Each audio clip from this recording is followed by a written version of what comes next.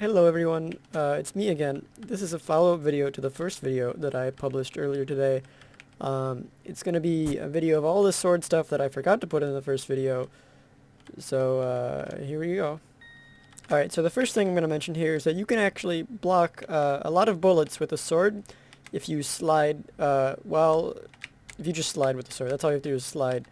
You don't hit back though, you just hold down really. So up here I've set up a target duck that'll shoot at me as soon as I go up there, so you'll see if I slide with the sword, the bullets get blocked. If I don't slide, it'll kill me.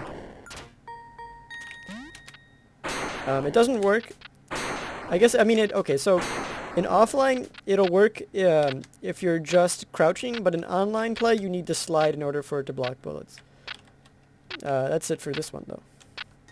I just wanted to mention really quickly that this is definitely by far the most important map to know about the sword blocking tech. A lot of the time, someone else will have the sniper, and they'll be down here or somewhere else on the map, often up here too. And the only option you have will be to block with a sword. So you just slide at them, or if you're offline you can crouch. Something that's definitely worth noting is that you can kill people through walls with the sword, similar to how you do a wall shot, except it's a little bit easier. All you have to do is you do a stab. You don't have to do a stab, it's just easier to make it so it's as long as possible. You walk up against a wall, you want to strafe so that you don't lose the sword stab, and then you just turn around. It's that easy. That's all there is to it. Okay, the next thing I forgot to mention is that you can actually use a sword to land on top of spikes.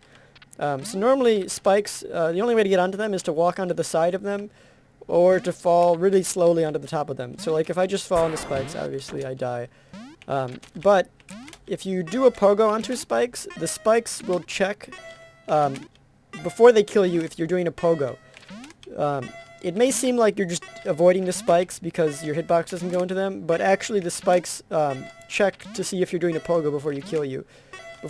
So what you can do is you can pogo onto the spikes, and then right before you do the pogo, right after you do the pogo, you stop doing a pogo, and then that'll let you land on the spikes. So I'll see if I can get one here in a second.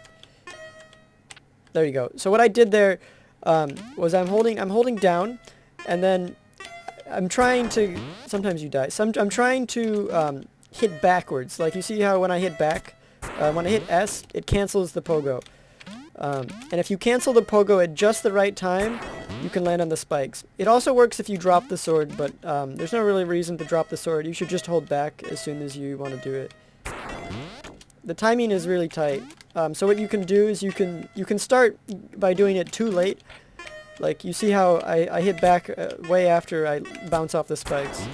And then you can kind of adjust until you get it. I'll get it one more time. There you go. So again, you just hold, you pogo onto the spikes, and then right after you touch the ground, you hit back. The only map that you're really going to be using this tech on is this map here, Office 7, because the sword will spawn on top of this water cooler, water barrel here, and then you want to get down on the spikes without grabbing the shoes up there. Normally you could clip through the door at the bottom, but you can also use the sword method. I'll see if I can get it here.